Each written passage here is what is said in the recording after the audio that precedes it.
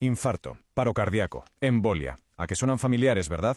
Son tres términos que oímos constantemente y que, seamos sinceros, muchas veces usamos como si fueran lo mismo. Pero la realidad es que describen emergencias médicas que no tienen nada que ver la una con la otra. Saber distinguirlas no es solo una cuestión de hablar con propiedad, es que puede ser vital. Así que vamos a aclarar esto de una vez por todas.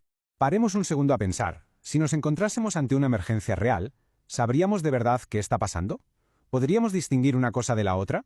La respuesta a esa pregunta puede cambiarlo absolutamente todo. El objetivo de hoy es muy sencillo, que al acabar esto no quede ni la más mínima duda. Y es que esta es la pura verdad. La confusión es tan común que hemos llegado a normalizarlo. Usamos paro como un comodín para todo lo que suene grave y relacionado con el corazón. Pero como bien apunta la cita, estamos hablando de situaciones de emergencia completamente distintas que necesitan respuestas, por supuesto, también totalmente distintas. Bueno, aquí está nuestra hoja de ruta. Primero, vamos a analizar por qué nos liamos tanto. Luego, nos meteremos de lleno a definir qué es un infarto, después un paro cardíaco y por último, una embolia. Y para rematar, haremos un resumen final para que quede todo súper claro. Y ojo, que esto no es un tema solo para personal sanitario, ni mucho menos. Esto es básicamente cultura general de primeros auxilios.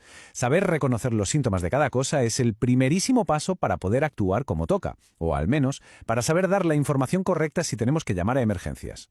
Muy bien, pues vamos a meternos en faena con el primer concepto, el infarto. Para que se entienda de una forma muy sencilla, podemos pensar en el infarto como si fuera un problema de fontanería, un atasco en las tuberías del corazón. Aquí está el quid de la cuestión. En un infarto, una de las arterias que lleva la sangre al propio músculo del corazón se tapona. Y lo más importante, lo crucial, es que el corazón no se para, sigue latiendo. Lo que pasa es que una parte de ese músculo está sufriendo muchísimo, se está quedando sin oxígeno y empieza a morir. ¿Y cómo se manifiesta? ¿Qué se siente? Bueno, el síntoma clásico, el de las películas, es ese dolor fuerte y opresivo en el pecho, como si un peso enorme estuviera aplastando. Pero mucho cuidado, porque también puede dar la cara con sudores fríos, náuseas o un dolor que se va hacia el brazo izquierdo o incluso sube a la mandíbula. Venga, pasamos al segundo término, el paro cardíaco. Si el infarto era un problema de fontanería, el paro cardíaco es un problema eléctrico, algo súbito y muchísimo más dramático. Aquí la diferencia es total. De repente el sistema eléctrico del corazón hace ¡pum! Cortocircuito.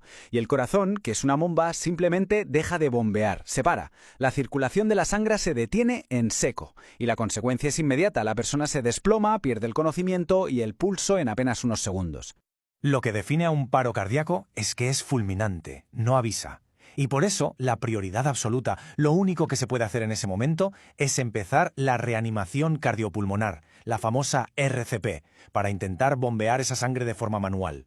Aquí la causa no es una tubería atascada, es un fallo eléctrico general. Y con esto llegamos al tercer concepto del día, la embolia. Esta emergencia es un mundo aparte de las otras dos. Para seguir con las analogías, imaginemos esto como un bloqueo en una autopista, pero provocado por un coche que se ha soltado de otro sitio y ha acabado ahí en medio. Una embolia pasa cuando un coágulo, que se ha podido formar en cualquier otra parte del cuerpo, se desprende y empieza a viajar por el torrente sanguíneo. Va viajando hasta que llega a una arteria que es demasiado estrecha para él, y ¡zas!, la tapona. Los dos sitios más comunes y más peligrosos donde esto puede ocurrir son el cerebro o los pulmones. Y claro, aquí la historia cambia por completo según dónde termine ese coágulo viajero. Si tapona una arteria del cerebro, los síntomas son neurológicos. De repente dificultad para hablar, que se caiga a un lado de la cara, debilidad en medio cuerpo, lo que conocemos como un ictus. En cambio, si el tapón se produce en el pulmón, los síntomas son totalmente diferentes. Una sensación de falta de aire brutal y repentina y un dolor agudo en el pecho.